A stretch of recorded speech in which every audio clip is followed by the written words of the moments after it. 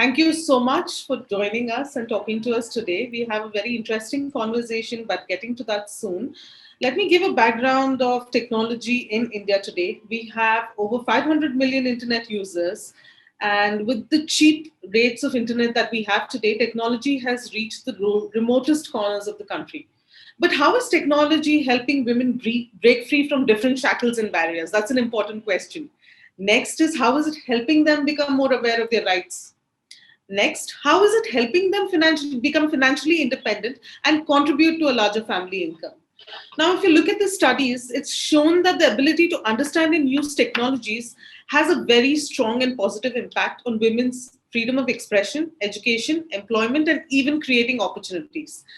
Thus, we have a very, very interesting roundtable today. It's leveraging technology to build the gender gap, powered by WhatsApp in association with Her Story.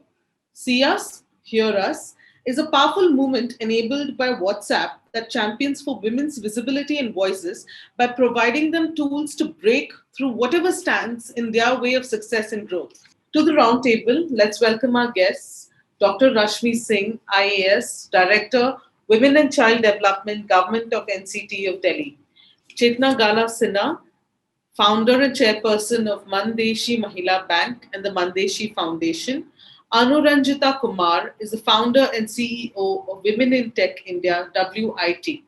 Thank you so much for joining us today, and thank you so much for giving us your time. So, to begin with, I would like to ask all of you, and if each one of you could give me your thoughts on how technology has helped women in different fields in India. Maybe we could start with you, Dr. Rashmi. Yeah, thank you, for this interesting panel.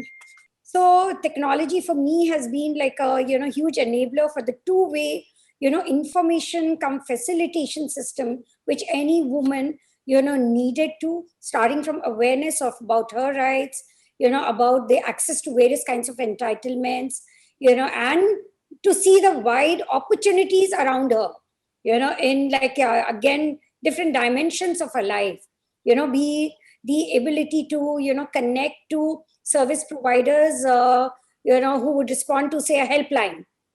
Yeah. So for her safety, be it able to, connect on, say, to a doctor, right? Even telemedicine is available now. So it definitely boosts the confidence. And, education is another field where I feel that digital education, the way it's been kind of becoming more of a norm now. So the same kind of quality education, can be available for, wider network of women through rural and urban milieu if we are able to access it. And of course, like economic opportunities. Yeah. So these were like few of my initial thoughts. Thank you. Chetna, you work with Mandeshi Foundation in the remotest part of Maharashtra, in different villages in Maharashtra. And it's a large organization, large foundation. How has technology helped them? One thing I always feel when we talk about women and technology is that so many things women have never been to access, right? Like either it is education, or it is particular formal training, or it is market, or it is knowledge.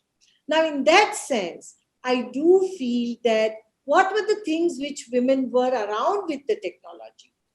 They couldn't go to school in the rural villages. They have never been to the school. Then what was the technology? The technology which first came to their hands were mixtures, grinders, now maybe middle class, then washing machine, right?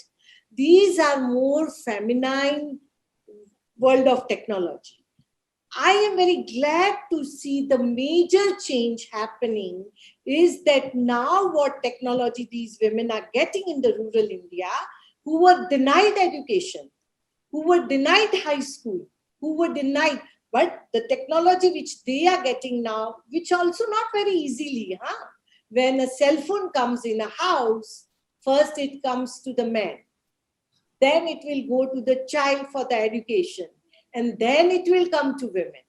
So I see that when this is the very important aspect, that technology does not come automatically to women, number one.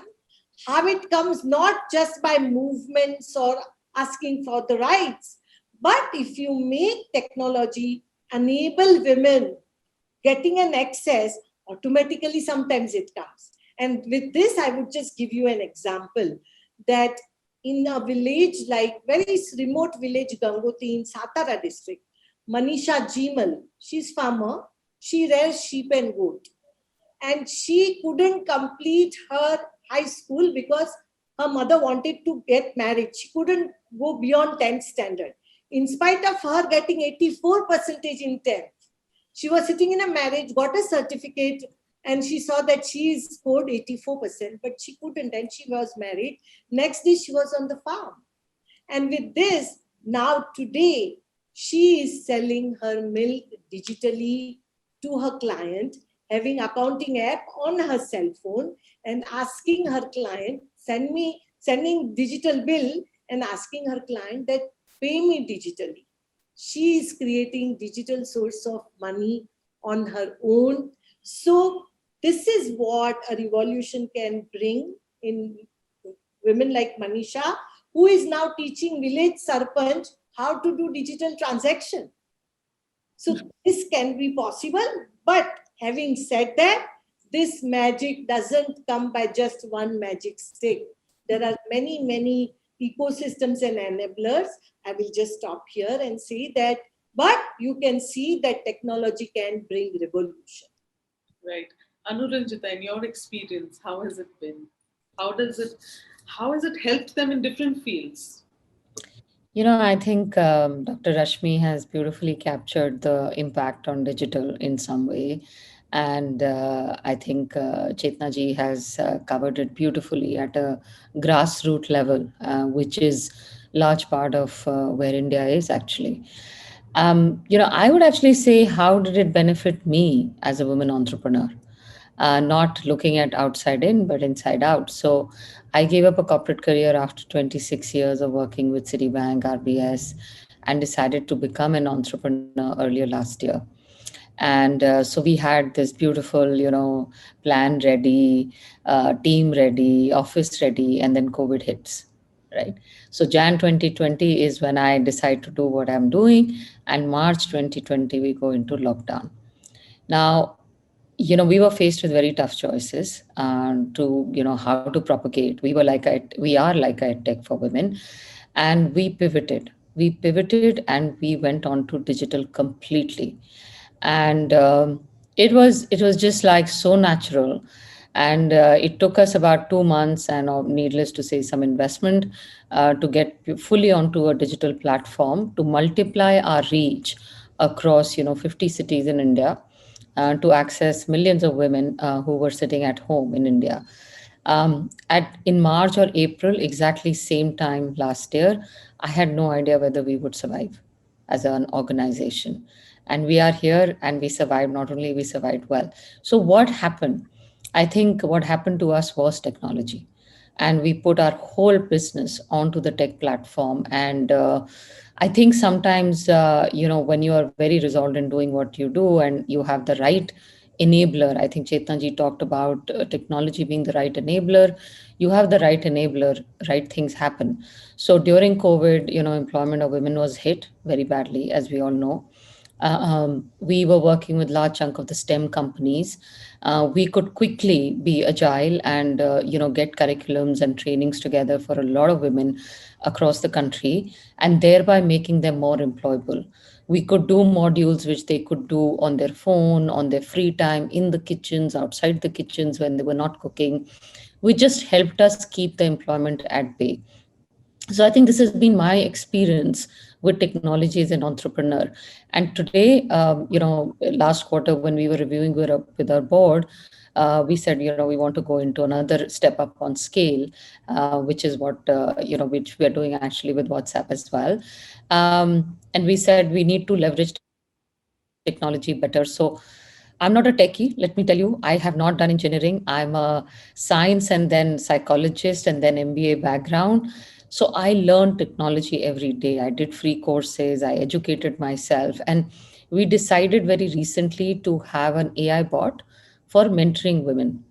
And it was just an idea, and we kind of got together for 3-4 months. There were a bunch of 10 women. We did hundreds of focus group because there is no content for mentoring women. And we did that, and the AI bot is ready. Her name is Tara. As they say in tech terms, Tara is under training, and hopefully by June, Tara will be reaching out to millions of women in this country. So that is the power of technology. We had a small dream, and today it's a big reality, and that's the magic it can do. You touched upon this, Anuranjita. On that same vein, I just want to understand from you, how is WhatsApp helping the members of WIT with its partnership? So, could you elaborate a little on that? What we are doing with WEP is, a Scale Up, Step Up initiative. And this is the mentoring initiative where we're reaching out to a lot of women entrepreneurs or techpreneurs who have, the small ones, even a lady who's cooking at home and supplying food and earning just maybe 1,000 rupees a month for us as an entrepreneur. So we are helping big and small entrepreneurs who are women to scale up. And we have a whole lot of support from the industry across. As mentors, we are doing 3 master classes of their choices, whether it be technology, soft skill, and we're connecting them to VCs for funding. So it's just been a week. We kind of sent it out. We've had over 100 women come to us in terms of support. And funnily enough, Sindhu, they are ranging from big ticket sizes like 10 crores a year to 10,000 rupees a month. So we don't differentiate with scale. We are simply looking for women who have the fire and the hunger to help them scale up in the right way. So and we are truly grateful to WhatsApp for giving us the support and guidance on that one. Right. When it comes to women, technology, and everything, it's very important part of when all gender conversations is financial independence. I just want to understand if there's a correlation between financial independence and technology. How has technology empowered women to be more financially independent? Maybe Dr. Rashmi, again, if you could start on that. See, I was also placed in a place which is very, very remote. I was Secretary Women and Child Social Welfare in the beautiful islands of Andaman and Nicobar Islands. So I realized that women were capable of making such amazing things out of raw coconut. And the coconut, the shells were thrown all over. And we had a team which was invited from Mumbai, which could train the women into handicraft, because that was the place where tourism was just mushrooming. So around 500 women trained into making handicraft using coconut shells, which were umpteen in number. And in places like Nicobar and all, we also trained them into making virgin coconut oil. But the problem is then how do they connect? So today they have many of them have found a connect thanks to internet connectivity also improving, with a wider market. And maybe you can also see that, virgin coconut oil, Nicobar women, maybe it's there on the net. So she probably has a wider market too.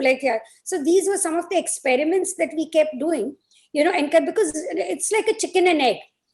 People will wonder, why do we want to learn a new skill? Why do we want to produce if it doesn't have a market? So here making them see that there's a market much beyond what is there in the geographical territory around you. Yeah, so that kind of marketing, and I'm also aware of many other kinds of economic empowerment opportunities, like women as taxi drivers, cab drivers, like we have For She cabs, Sakha cabs, Kaula cabs. Then there's urban company with a gig marketplace offering, services like even home beauty wellness services. So women get connected with responding to these. And another thing which I would like to add is that I'm quite connected with my home state in Bihar. And there, at times I have myself been talking to women with their communication skills, women wanting to do something, but the soft skill, the communication, now who can be good trainers to go there? But today you are able to bridge the gap, by just, taking some sessions, maybe once a month. It won't cost me much on a Sunday, talking to women self-help groups, back home in the villages in Bihar, who want to do something. But, the technology today enables a person like me or many others, to talk to them, to pep them up about what communication should be all about. Thank you. Right. It's interesting that how technology has not just bridged gaps but also made women financially independent. And Chetna ji, you did give an example of Manisha. It's a very heart. Such stories are very heartwarming and endearing and all of that. But in your experience, has it helped them become financially independent? It's very very important for a lot of women, and especially in those areas. So, can you share maybe another example where technology has made the women more financially independent? Sure. So let me, before sharing an example, I would just like to say two, three things. When we talk about financial independence and technology, fintech, right? So the one thing I've learned from women, not from the technology company, is that we want our finance in our control, right? We want to control our finance. And how is it possible with the technology? And it is in fact much more possible. And so when women say that, the other thing they say is that for many things we say one household, one gas cylinder, one household, one Ujjwala Jandan. But when it comes to financial transaction or financial independence, our women say one household, one smartphone. No, we want our own smartphone. And when I heard from them, the first thing we had to do was that provide and create a credit product to buy a smartphone. Why? Because women want to have their own digital wallet. They want to own it. Once they own it, then the financial independence will come, right? And they do not want to use their husband's phone or the son's smartphone and do the financial transaction. Why they do not want? And here I would like to give you an example of another lady. This is Bise. She was selling brooms on the street, and this was caste-based business. Because of the lockdown, she had to stop that because everything was closed, right? And then we started making snacks, vada pav. And in our area, in villages, people had actually migrated back to their villages. And you know what she did, Sunita Bise? She actually created village-wise WhatsApp group. And she sent a message that I make best vada pav and I will provide you at doorstep. And Mumbaiites want snacks in evenings, right? And she started selling it. And then she said that you can do transaction with 1 rupee first with me and then pay me. Why I'm narrating everything together is that it's not just having a money and using the digital wallet, right? Women are very smart because they have been cheated continuously. So they want to make sure that my client has a trust in me. And how will she have a trust? First, she will do the transaction of 1 rupee. And when that becomes successful, then she will do the further transaction. And so she bought the cell phone. She took a loan, bought the cell phone, did the business, got the client on WhatsApp, registered herself on the payment system, and then she used. And the most important part was that, when she said that she earned this much of money, but she said that I buy my raw material online, which actually it's the independence is such that it brings her to e-commerce. It creates the digital footprint. And because it creates a digital footprint, access to capital is possible for her without collateral.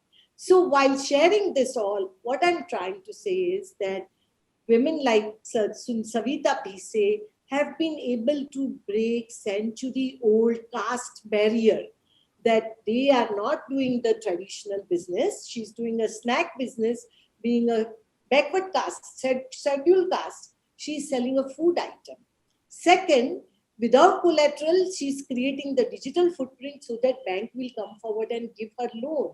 And third, she is getting into the mainstream economy, mainstream market. So here, the technology has enabled her at a multiple level, and that financial independence has given her not only financial control, but being a part of mainstream economy. And that's why the lesson I've learned from these women who are using the technology is that if technology providers have to be very clear, never provide poor solutions to poor people. And I always see that in this test of Savita Bhise, WhatsApp gets a part. I mean, they made it to this test of playing the equal level field, right? I want to get back to Dr. Rashmi and Chetna ji and try to understand, how are you helping women in different grassroots levels understand and adapt technology? You gave an interesting anecdote on, you know, um, the Andaman and Nicobar women making products out of raw coconut, and Chetna ji, you've given several examples. But Anuranjita, even from you, I'd like to understand this because you work with women across segments. So how do you help them understand and adapt? Because from what I see, at least from what I experience and see, it's not easy for them to learn. It's not taught quickly to them by people at home also. It's like, the last resort kind of teaching is told to women at home. So what are all of you do? How are you helping them understand it? How are you helping them adapt technology? So I think just following on what I was saying earlier, the first driver is self motivation in some ways. Nothing works unless you do. And unfortunately, there are social systems, women are brought up in a certain way, and we all know that there's enough being said about that. And I feel bad for men also. Poor things, they don't have a choice to sit at home and saying, okay, I can, wife can go to work, because there's a stigma attached to being a house husband too. So I think both men and women suffer from the social biases in some ways. But I think women are saddled with a higher burden of caretaking, which holds them back to focus on themselves. So I'm a big promoter of, focus on yourself and focus on your learning. My mother is a doctor. And, when she was growing up, she went to a Hindi medium school. There were two sisters and one brother. Both the girls went to Hindi medium school, and my mama went to English medium school. And my nana was a modest man, and used to work in a small government job. And I remember my mother telling me that jab medical college mein ho gaya and she had to go for the lecture, she came home crying to her father, who she was very close to, and said, "बाबूजी मैं तो fail हो जाऊंगी, मुझे तो बिल्कुल नहीं समझ में आया क्या बोला इन लोगों ने." And therein her journey started at that level to self teach herself English. And she did graduate from MBBS and went on to become a doctor. So I think here is a woman I'm talking about 70 years back, what she did. And there are many of those role models out there. So starting with yourself is important. And I think there's plenty of support available, whether it's from the government, it's from organization like WhatsApp, Your Story, Mandeshi, plenty. I mean, Coursera, free courses. There's so much. I mean, I've self-taught myself. So if you can skill yourself with what is out there, I think that's a big first step to make. And that will really help in terms of building a more balanced world.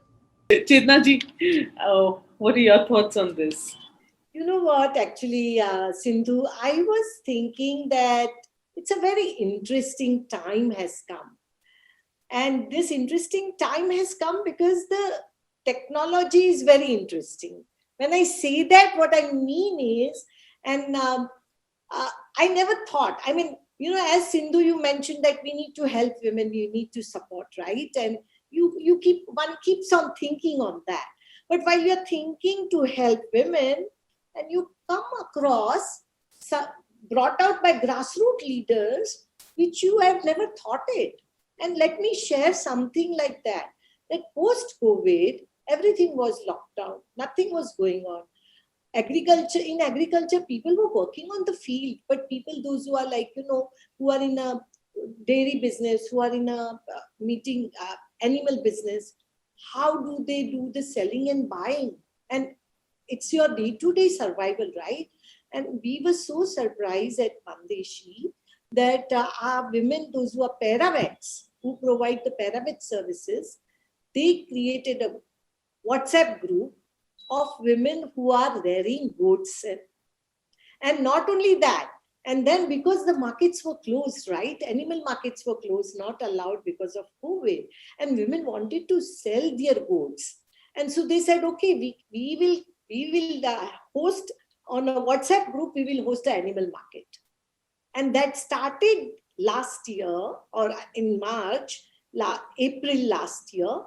We had no idea. I mean, you hear about WhatsApp group, right? But these are women who were paravets, Mandeshi women, we call it good doctors, Mandeshi good doctors. They said, we have created a WhatsApp group on where women can buy and sell the goods. We were so surprised, Sindhu, to see that. What I'm trying to say is that it is a very interesting time. The people, those who have never gone to the schools, colleges, they have never gone, Anuranjita. It is such a privilege to have this whole AI, right? Artificial intelligence, data, coding, all those things are so fascinating. Imagine if these women who have created an animal market on a WhatsApp group, now if they can get an opportunity of AI coding, what a different thing they can bring in, right? So my whole thing is that what I'm trying to say is that technology is actually changing the rules. It is not that always I am a teacher. No. Today, our women who have created the animal markets on WhatsApp group have become my teachers. They will teach Right. you how to do, right? So I am seeing a very interesting time, very fascinating. And I did actually told WhatsApp team at the senior level in India that do you even know that what women are doing with the WhatsApp group? It is not that social media, it is no abuse or nothing, but buying and selling of animals, treating the paravet services giving by telemedicine by WhatsApp video, which nobody had thought. No hospitals, no veterinary colleges, nothing. But these women did it. And that where I feel that grassroots innovations happens on in grassroots, not in laboratories, right? And technology is already, I mean, these people are already telling us, come out of the structures, come out from the systems. And if we listen to these, then I think we can really make, and I totally agree, Anuranjita, that why would somebody would not like to be a house husband? Why not? When you have so many, I mean, you want to be with your kids, right? You want to be with and enjoy that. So I do think that we are in a fascinating time where this enabling technology has given us so much of scope to think differently, to see things and also adapt it more aggressively and innovatively. And here I saw that, here not only experts are champions, but grassroots leaders are also, our women are also champions in that. Right. I just want to understand, with COVID, technology played a great role. Everyone is learning classes online, education has gone online, and all of that. But, if you still look at the core of it, someone was telling me it's to your classrooms going on Zoom, that's it, or your classrooms going online, the physical classrooms going online. Do you think the Indian education is moving favorably towards that? Maybe Anuranjita, you can take this, start with this. I have mixed emotions about it, to be very honest, because I think, there is the human touch and there is technology. I do believe that technology makes our life easier, but it is not to substitute the human connect or the human touch. And I see my own son who's 17, and there's online class, and we just, I mean, he's not on this call, thank God, but waking up in the morning, lying in the bed, logging into Zoom. So for me, I think, for the kids, as much as it's eased, and I think the way I look at it very positively, that thanks to technology, there was no breakdown in education for the kids. And the fact that I think Chetna ji alluded to, that there's a lot of remote, corners in the country where it is very difficult to even have schools. So I think technology helps there. But for me, I think there is always something about that human touch and human connect. And I do find kids right now wanting to get back to school, because there is a lot of learning which happens otherwise. So technology, thankfully, during COVID, helped us keep afloat with the education system. I think the Indian education system has coped up with it pretty well, in some ways. The challenge which I heard both from Dr. Rashmi and Chetna ji was access to gadgets. So, we will like working with Teach for India. I mean, there were kids who don't have a phone, they don't have a tablet. घर में एक phone है, father is a auto rickshaw wala, he's gone. कैसे पढ़ेगा बच्चा? So, it's technology is great enabler if you have those gadgets and you can afford to have those gadgets. If not, and the government schools are shut down, where do these kids go? So, I think so, mixed emotion because of that, but it's a fabulous enabler. And I think Indian education system has coped up well with it. I think we need more penetration of hardware for this digital and software to work, and then probably we will have a better reach. Dr. Rashmi, everyone's spoken about WhatsApp groups and creation of, how women have been. Actually, I see that as something very nimble and hands-on. What हाथ में है phone पे WhatsApp है, so I'll WhatsApp and create a group and get my business is growing. But Dr. Ashmi, have you seen such examples where women have leveraged platforms like WhatsApp possibly to build and scale their businesses? Is there some example that stands out that you know of or you've heard of? Yes, certainly. Now I would say that my experience again, even within this department, when we started like tapping on these untapped skills, what were these? Like, I'll give you a simple example of a major flagship government program, which is called the ICDS. It's the Integrated Child Development Services. Now, childcare, mind you, can absorb so many people in different kinds of caregiving work. Be a childcare institutions, which we call the CCI. Right. Run by the NGOs or the government. So then be it the ICDS as a scheme, the Integrated Child Protection Services as the scheme. The number of people that we employ is huge. Even in a place like Delhi, I'd say that we have like 20,000 people who are like working as Anganwadi worker and as helper, right? And, maybe around 500 as supervisors. So we use this period of 1 year to build on their skills, right? To make them more equipped. And how we did that is not face to face, but, with each woman being provided with a smartphone, and creating special AVs for it. Now, special AVs on what? Say nutrition education, hygienic practices. Even for COVID, you needed to, actually spread the message down the line. So Delhi has been like, actually one of the success stories there to be able to spread the message. Yeah. So whether, social distancing, washing hands. So all those things like kept coming, and Anganwadi workers, believe me, through these instruments, they prove their relevance much more than ever before. Now, another thing which I want to talk about is like they were all encouraged to make WhatsApp group with the parents. Yeah. So that was huge penetration. So like, every worker, like say, has to work with a like survey population of 1,000. So 200 families. So 200 families and, within that, at least 100 families now. Yeah. So the parent education started. And I tell you that today, we have parents more involved, more engaged with what we are doing, with the government programs than ever before. Because earlier we saw that, their engagement was lacking. So maybe what we taught in our Anganwadis, the parents were not able to get associated with it. Now today, the child says, Papa, ab ghar aa gaye ho, so you're home. Now I have been like, some story has been sent for me. So I want you to show me on your phone. Because obviously there's one phone for many families. The mother also doesn't have it. So in the process, the father has also got engaged and the mother is also amused that the father is engaged, right?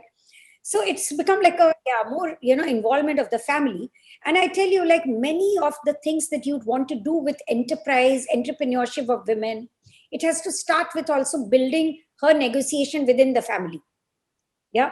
And it has to start with the family, getting to adapt to certain concepts of, what the notions of development are. So you can't just talk about women empowerment in abstract. Yeah. So we are using today like AVs and all, stories, family time, to be able to align the to be actually tapping on a mindset thing, even without saying so. So maybe we just say that, well, it's a homework that is given, but that homework will probably have some lesson. Now, I really want to thank Pratham team, which has worked, a lot on creating this kind of an engagement, of the families. And there are many other organizations, Mobile Creche and all, which are trying to help us, to understand the psyche and to be able to provide, some kind of opportunity for the family as a whole. Yeah, so enterprise will come later. You have to prepare people, right? You have to prepare the fertile ground. And I tell you, our engagement recently with the women's self-help groups. So you asked me for some of the examples, and I saw that the women's self-help groups, they came up with very innovative ideas. Now, one example, last Ganesh Chaturthi, I get on my WhatsApp, women self-help groups like making this eco-friendly Ganesha, with the pot, it will come home and then it has a seed sachet in it. And, after like the puja is over, the Ganesha is going to dissolve and, the soil that you use in the pot and you plant the seed and the seed becomes like, the flowers are there to welcome you. So I saw many SHGs doing this. So many opportunities, and yeah, they're using WhatsApp. And, many people like me who would otherwise probably not think of it, but because it comes with a social message.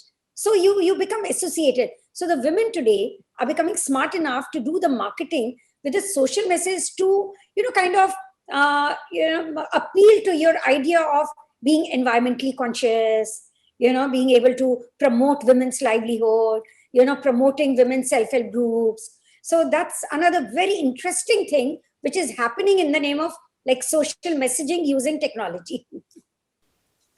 It's been quite an interesting chat, and we've spoken both of the advantages and disadvantages of technology.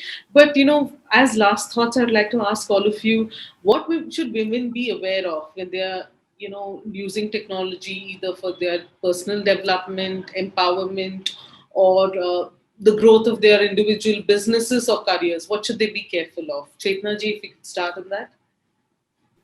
So I would just say 2-3 things as far as being what one should be careful about, or what one should understand the potential of the technology, right? That is one.